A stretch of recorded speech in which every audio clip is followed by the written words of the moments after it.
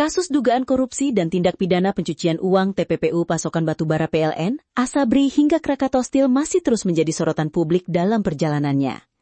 Salah satunya terkait dua tersangka yang sudah ditetapkan oleh Polri, yakni mantan Jaksa Agung Muda Tindak Pidana Khusus Jampitsus Kejagung Febri Adriansyah, serta pihak swasta bernama Don Rito.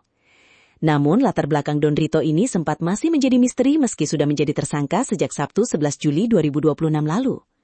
Akhirnya sosoknya pun diungkap oleh pengacaranya, Handika Hangkowongso, serta Koordinator Koalisi Sipil Masyarakat Anti Korupsi, Kosmak, Ronald Loplobli. Lalu seperti apa sosok Don Rito ini? Pemilik kafe Deklan dan Coin Money Changer yang digeledah Polri.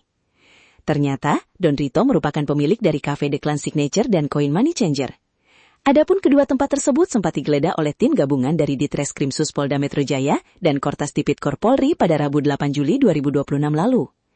Dalam penggeledahan tersebut, polisi menemukan uang pecahan rupiah dan berbagai mata uang asing yang ketika dijumlahkan mencapai 67,2 miliar rupiah. Kepemilikan ini diungkap oleh kuasa hukum Don Rito, Handika Hangkowongso. Handika mengakui bahwa kafe Deklan dan Coin Money Changer yang berlokasi di Cipete, Jakarta Selatan adalah milik Don Rito. Dua-duanya milik Pak Don, clear itu. Katanya setelah menjenguk Don Rito di Rutan Polda Metro Jaya, Jakarta, Selasa 14 Juli 2026 lalu.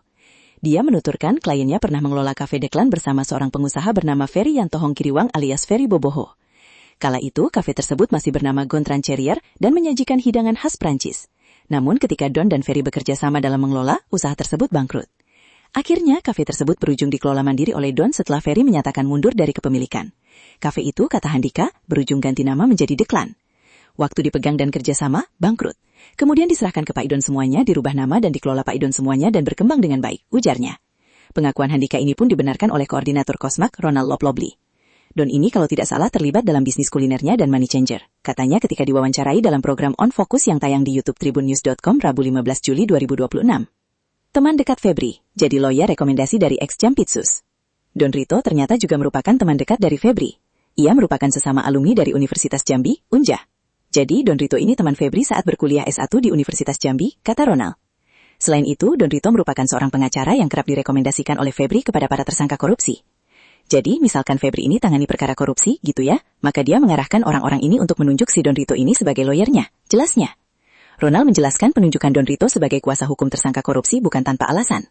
Adapun, kata Ronald, Don Rito menjadi perpanjangan tangan Febri dalam perkara-perkara tersebut untuk bisa melakukan negosiasi mengenai apakah kasus yang tengah berjalan itu ingin dilanjutkan atau dihentikan. Jadi kemudian terjadilah dari situ ada komunikasi, kemudian ada negosiasi untuk ya tadi, terkait kasusnya mau diselesaikan segala macam. Pakainya itu tangannya Don Rito ini, jelas Ronald. Gebrakan besar kembali datang dari Korps Bayangkara dalam komitmennya memberantas praktik rasuah di tanah air. Kepala Korps Pemberantasan Tindak Pidana Korupsi Polri, Irjen Polisi Totok Suharyanto, secara resmi mengumumkan status tersangka terhadap dua orang figur penting. Langkah hukum ini menjadi sorotan tajam publik, mengingat salah satu nama yang terseret adalah mantan pejabat tinggi di institusi penegak hukum. Tersangka pertama yang diumumkan adalah seorang individu berinisial Dr. Ia diduga kuat telah melakukan tindak pidana pencucian uang atau TPPU yang bersumber dari aliran dana hasil korupsi. Guna kepentingan penyidikan mendalam dan mencegah hilangnya barang bukti, Irjen Polisi Totok Suharyanto menegaskan bahwa saat ini dokter telah resmi ditahan di markas Polda Metro Jaya sejak tanggal 10 Juli 2026. Namun, kejutan terbesar dalam pengumuman ini adalah penetapan tersangka kedua, yaitu FA atau Febri Adriansyah, yang merupakan mantan Jampitsus Kejaksaan Agung. Febri kini harus berhadapan dengan hukum setelah dijerat dalam kasus dugaan korupsi besar yang mencakup sektor batubara, skandal Asabri, serta Krakatau Steel. Guna mengusut tuntas gurita kasus ini, tim penyidik bergerak cepat melakukan serangkaian penggeledahan maraton dari wilayah Jakarta hingga Sentul, Bogor, pada hari Rabu, 8 Juli, dan Kamis, 10 Juli 2026. Operasi senyap ini merupakan bagian dari penyidikan mendalam terhadap 3 klaster kasus dugaan korupsi besar.